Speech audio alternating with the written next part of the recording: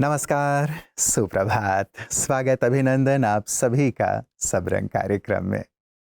मित्रों, सुबह से लेके रात तक या जन्म के 2 वर्ष के बाद से लेके जीवन पर्यंत हम बोलते हैं, शब्दों का इस्तेमाल करते हैं। लेकिन कहा जाता है कि व्यक्ति को बोलना सीखने में 2 साल लगते हैं। लेकिन क्या बोलना है, कैसे बोलना है, कितना बोलना है, कहाँ बोलना है, ये सीखने में पूरी उम्र निकल जाती है और ये किसी अनुभवी ने ही कहा है और बिल्कुल सही कहा है मित्रों। शब्द जादू का काम करते हैं। शब्द हमारे जीवन को परिवर्तित कर सकते हैं। शब्द हमें उस शिखर पर पहुंचा सकते हैं जहां हम पहुंचना चाहते हैं या फिर हमें रसातल में भी पहुंचा सकते हैं। हम जो बोलते हैं वैसे बनते जाते हैं। हम जो बोलते हैं प्रकृति से, कायनात से उन्हीं चीज़ों को अपनी ओर आकर्षित करते हैं। हम जो बोलते हैं वैसा हमारा व्यक्तित्व बनता चलता है। उसी के अनुसार लोग हमें देखते हैं, वैसा ही व्यवहार करते हैं। इसीलिए शब्दों का चयन हमें बहुत ही सोच समझ कर करना चाहिए मित्रों। कई बार बहुत नकारात्मक शब्दावली का प्रयोग हम करते हैं और ये जाने बगैर कि हम जो बोल रहे हैं वो चीज़ हमारे जीवन का हिस्सा बनता चलेगा। हम बहुत ही सहज भाव से उनका इस्तेमाल करते हैं। लेकिन याद रखें, यदि हम नकारात्मक बोल रहे हैं तो वो चीज़ हमारी आसपास की नकारात्मक ऊर्जा को खींच के हमें वैसा बनाती जाती है। शांति की तलाश या शांति का अनुभव। हम में से अधिकांश लोग शांति को बाहर खोजते हैं, अच्छी परिस्थितियों में, लोगों के व्यवहार में या अपनी इच्छाएं पूरी होने में। लेकिन क्या सच्ची शांति वास्तव में वहाँ मिलती है? यदि शांति बाहर होती तो परिस्थितियाँ बदलते ही वो खो क्यों जाती है? सच्ची शांति बाहर नहीं, हमारे भीतर है। जब मन शांत होता है तो कठिन परिस्थितियाँ भी हमें विचलित नहीं कर पाती, और जब मन अशांत हो तो सारी सुविधाएं भी सुकून नहीं दे पाती। इसलिए शांति की तलाश मत कीजिए, उसका अनुभव कीजिए। कुछ पल स्वयं से जुड़िए, परमात्मा को याद कीजिए और अपने मन को सकारात्मक संकल्पों से भर दीजिए।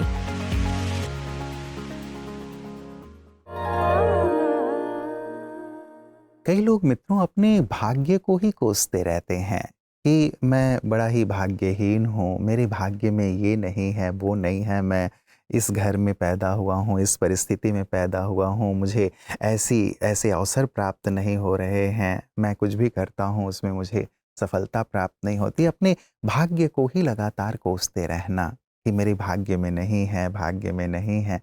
यदि भाग्य में नहीं है कहते रहेंगे तो जो भाग्य में होगा वो भी भाग जाएगा। इसीलिए हम अपने भाग्य के लिए भी कि मेरा भाग्य भगवान ने बनाया है और भगवान मेरे माता पिता हैं, वो मेरे भाग्य को अच्छा नहीं बनाएंगे तो और कौन बनाएगा? वो तो भाग्य विधाता हैं। क्या भाग्य विधाता किसी के भाग्य में कुछ गलत लिखेंगे, कुछ कम लिखेंगे? नहीं। लेकिन मैं ही बार बार ये कह के कि मेरे भाग्य में नहीं है, भाग्य में नहीं है, कुछ आने वाला भी होता है, उसे भी मैं भगा देता हूँ।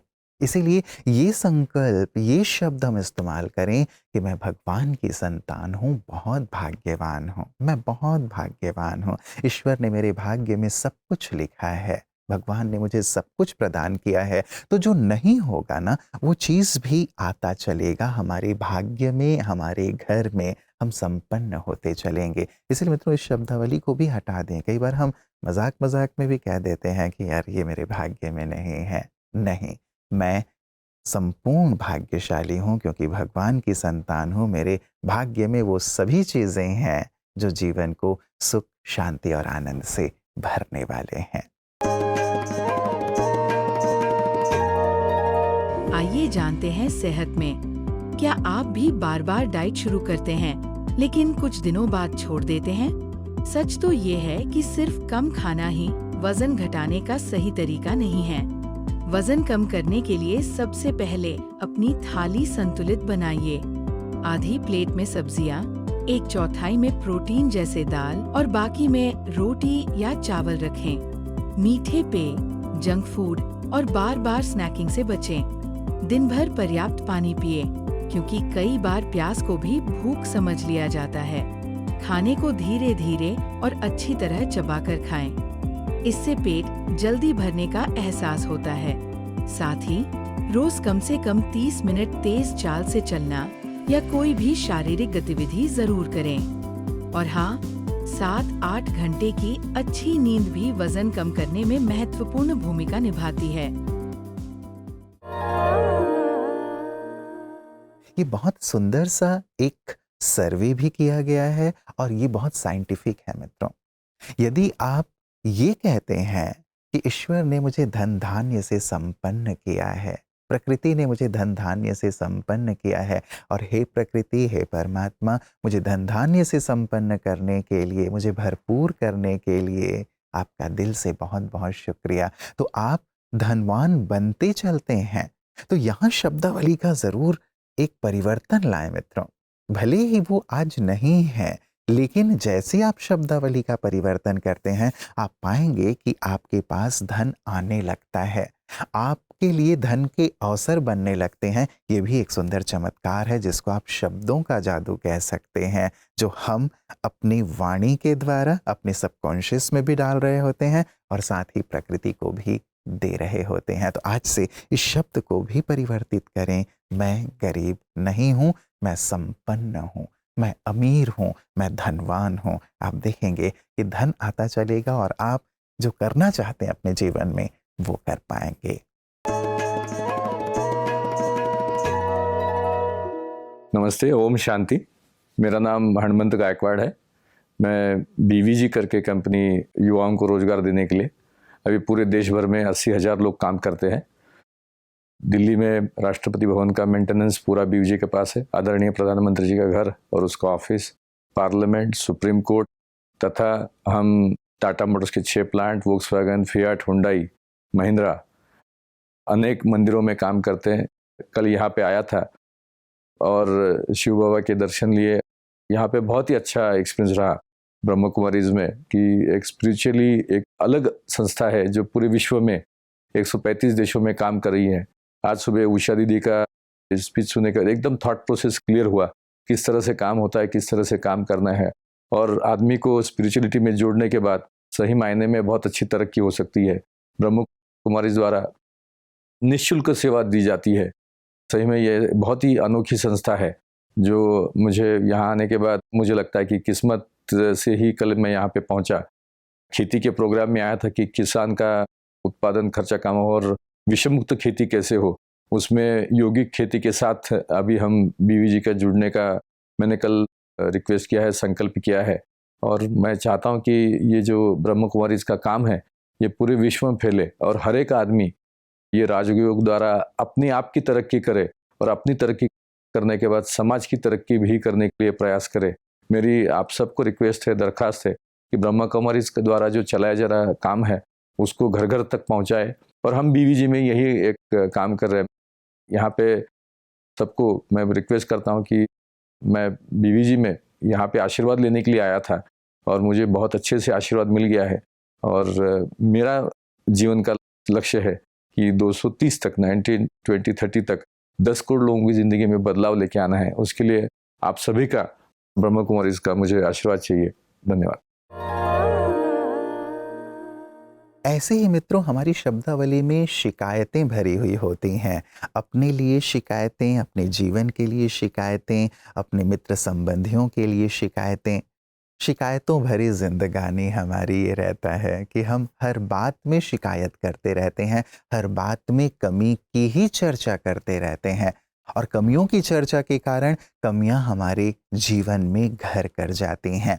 इसीलिए शिकायतों को हम समाप्त करें, लेकिन जो प्राप्त हुआ है ना उसके लिए शुक्रिया अदा करना शुरू करें। ईश्वर ने मुझे जो दिया है उसके लिए हृदय से शुक्रिया है, शुक्रिया है, शुक्रिया है। यदि ये भाव हमारे जीवन में आता है, शिकायतों वाले शब्दों के स्थान पे हम शुक्रिया वाले शब्दों को इस्तेमाल करना शुरू कर देते हैं, तो आप पाते हैं कि आप अंतर से भी भरपूर होते चलते हैं, सुख शांति से, और बाहर आपका व्यवहार भी सबके साथ बहुत सुंदर हो जाता है। लोग आपकी ओर आकर्षित होने लगते हैं। इसलिए मित्रों कोई शिकायत नहीं, जो भी मेरे पास है वो पर्याप्त है।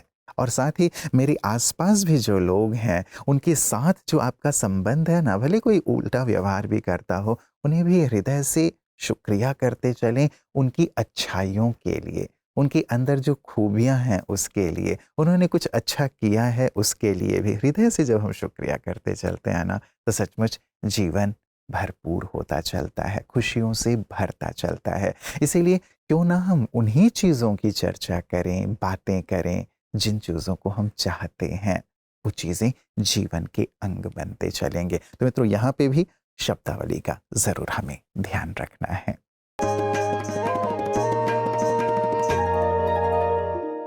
सारे संसार में मनुष्य आत्मा जब खुद भटक जाता है तो उस भटकन से मुक्त होने के लिए कोई आधार, कोई सहारा ढूंढता है। तो ऐसे सहारे ढूंढते हुए कई बार हम कर्म प्रधान बन जाते हैं, स्थूल वस्तुओं का, आचरणों का आधार लेते हैं। लेकिन उनके आधार लेते हुए वहीं पर रुकना नहीं चाहिए, कदम आगे बढ़ाते हुए उन आधारों में जो सत्य आधार है, जिसके लिए वेदों में कहा गया है ज्ञानम अनंतम आनंदम सत्यम ब्रह्मा, ऐसे परमात्मा के साथ खुद को जोड़ना, उसी परमात्मा को हमारे साथ रखना, जिसको योगाग्नि कहा जाता है। योग अर्थात संबंध, परमात्मा के साथ संबंध जोड़कर इतना घनिष्ठ संबंध बनाए, इतना अपनापन उसमें हम महसूस करें, जो हमारे अंदर की सारे बुराइयां उस योगाग्नि में हम समर्पण कर सके। ऐसा एक आधार हम जब बना लेते हैं, जिसको ही निराधार कहा जाता है। निराकार को आधार बना लेना, यही निराधार है। इसी के लिए तो परमात्मा कहते हैं मानस यज्ञ, अर्थात अंदर से परमात्मा को इतना याद करे, अंदर ही अंदर एक यज्ञ कुंड बन जाए, उसमें हम खुद को ही अर्पण कर दे, स्वाहा कर दे, खुद के अंदर की सारी बुराइयों को हम समाप्त कर दे।